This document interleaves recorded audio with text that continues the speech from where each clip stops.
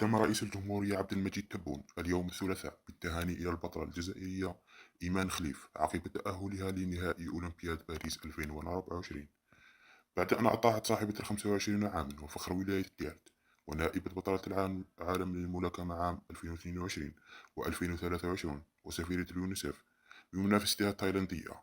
وقدمت الملاكمة إيمان خفيف أداء قوي أمام منافستها التايلاندية وتفوقت عليها في الثلاث جولات بإجماع الحكام.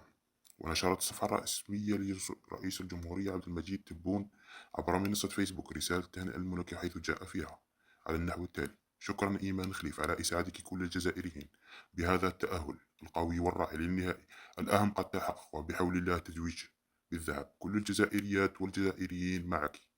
للإشارة، ضمنت إيمان خليف الميدالية الفضية على الأقل في أولمبياد باريس 2024 ببلوغها النهائي، وستواجه إيمان خليف في نهاية الأولمبياد منافستها الصينية يانغ لي من أجل الظفر بثاني ميدالية للجزائر في هذه المنافسة يوم الجمعة بداية من الساعة 9:51 مساء بالتوقيت الجزائري. وشكرا.